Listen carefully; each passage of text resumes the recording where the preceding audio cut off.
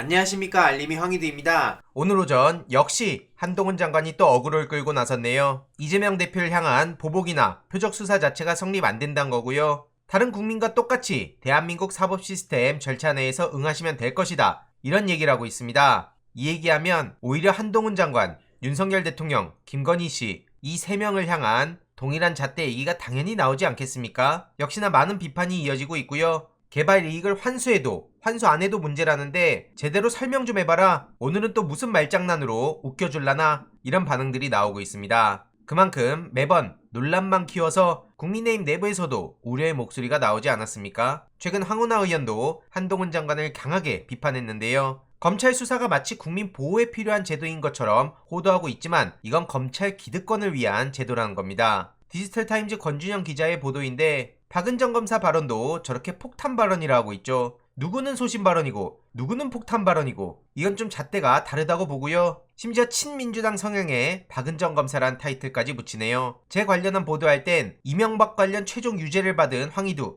이런 타이틀을 붙이는 게 권준영 기자의 특징인데 어쨌든 중요한 건 한동훈 장관의 민낯이 시간이 지나면 지날수록 드러나고 있어서 국민의힘 내부에서도 꽤나 골치 아픈 것으로 보입니다. 기자의 저런 제목이나 내용 관련한 장난질도 많은 비판이 나오고 있고요. 유병호 감사원 사무총장의 무식한 소리 관련 문자 논란이 계속해서 커지고 있습니다. 이걸 옹호한답시고 국민의힘 성일종 같은 사람은 아는 사이에 궁금한 것도 못 물어보냐 이런 얘기를 하고 있는데 이게 단순히 아는 사이 간에 문자 주고받은 게 아니지 않습니까? 최근 박지원 전 국정원장 또한 윤석열 대통령이 국민을 향해서 너무 거짓말하는 것 같다 이렇게 비판했죠. 국힘 당무에 간섭 안 한다더니 따봉을 보내고 의원총회 전에 초재선 의원들한테 전화를 걸고 그러다 이번에 유병호 사무총장의 문자 논란까지 터진 겁니다. 왕 수석에게 저렇게 보고하는 건 대통령한테 보고하는 것과 똑같다는 지적이고요. 친하다 만다의 문제가 아니다. 그러면서 강하게 비판을 했습니다. 이외로도 코바나 후원사, 히린건설 최근 논란이 됐던 곳 아닙니까? 대통령실 리모델링도 수의 계약을 해서 많은 의혹이 불거졌었는데 이번에 서울중앙지검 증축설계도 맡았다고 합니다. 문제는 그 히린건축이 3년 연속 코바나 콘텐츠 주간 전시회를 후원했다 하고요. 그런 인연이 있어서 진작 특혜 의혹이 불거지지 않았습니까? 건진과 밀접한 관계인 연민복지재단에도 1억을 출연해서 히림건축 주식은 이른바 윤석열, 김건희 테마주라는 지적도 나온 바 있습니다. 이에 많은 시민들은 이재명 대표 몰아가듯이 윤석열, 김건희, 한동훈 똑같은 잣대를 들이대란 요구가 나오고 있고요. 앞서 말씀드렸듯이 한동훈 장관이 저렇게 오버하면 오버할수록 재발등을 찍는 거나 마찬가지라 생각합니다. 오마이뉴스 윤근혁 기자 같은 분들 덕분에 계속해서 수면 위로 드러나고 있습니다. 자필 서명 16개 논문 중에 한 명이 몰아서 쓴 건 김건희 것이 유일했다는 거죠. 심사위원 서명 필적이 같은 건 원래 저런 거라 하자가 없다는 해명을 내놨지만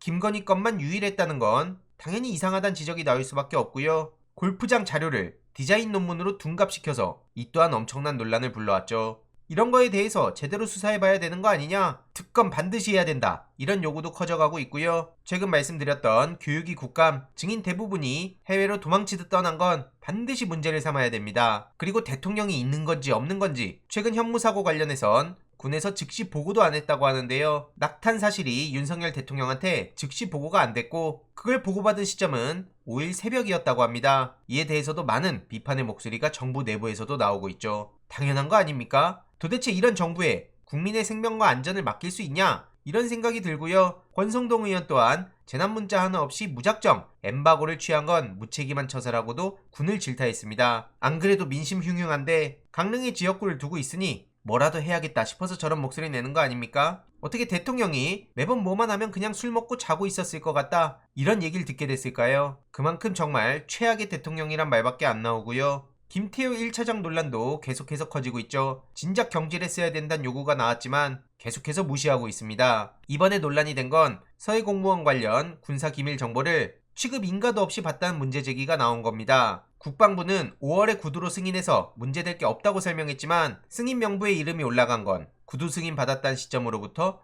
2달이 지난 7월이었다는 거고요. 777 사령부의 답변에 따르면 SI 비밀 취급 인가 명부에 김태효 이름이 처음 입력된 날짜는 7월 27일 요청 이후 29일 승인이 났다고 대답한 거죠. 그래서 5월엔 무자격으로 SI 정보를 열람하고 사후 승인 받은 거 아니냐 이런 의혹이 제기된 거고요. 최근 10년간 SI 취급 인가를 구두로 승인한 적 있냐 이런 질문엔 국가안보실 1차장 외에 요청받거나 승인한 사항이 없다. 이런 답변까지 나와서 논란이 점점 더 커지고 있죠. 게다가 최근 경찰들도 폭발했는데요. 형사도 집회에 차출되고 있는데 지옥 같다 이런 반응이 나온 거죠. 이 모든 게 대통령실 무리한 이전 때문이고요. 일선 경찰관들 사이에선 경찰 지휘부의 과잉, 심기경호로 현장만 죽어가고 있다. 이런 불만이 터진 겁니다. 윤석열 대통령을 찍었던 8명이 지금은 돌아섰다고 쓴소리가 나왔는데요. 뭐 8명 뿐이겠습니까? 어쨌든 성별, 지역, 연령, 직업을 안배해서 총 8명을 경향신문에서 인터뷰했고요. 체리따봉 사건이 가장 결정적이었다며 인사 실패, 사적 채용, 갑작스런 학제 개편 논란, 기초 상식까지 없는 모습, 약속했던 지원은 어디 갔냐 이런 뒤통수 쳤다는 내용까지 결국 정부가 뭘 하는지 모르겠다 이런 얘기가 압도적이고요. 애초에 윤석열 대통령을 뽑은 것 자체가 이런 일들이 이뤄질 걸 알고 뽑은 거 아니냐 이런 비판도 나오고 있는데 어쨌든 이번에 윤석열 대통령에게 등 돌린 사람들을 계속 설득하고 마음을 돌릴 필요가 있어 보입니다. 이런 와중에 정신 못 차린 윤석열 대통령은 오히려 본인이 화를 내고 있다고 합니다. 그래서 대통령실 내부에 긴장감이 감돌고 있다고 하는데요. 언론과 야권이 왜곡 확산을 시키고 있어서 본인이 지금 이렇게 수세에 몰린 거다 이렇게 보고 있다는 겁니다. 그래서 이번에 강경 대응 방침을 고수한 것도 불만이 누적돼서 그렇다는 건데 진짜 기가 차지 않습니까? 이에 대해서도 역시나 어마어마한 비판이 나오고 있고요. 추가적인 소식 계속 전해드리도록 하겠습니다. 이번 내용도 유익했다면 구독, 좋아요, 알림 설정,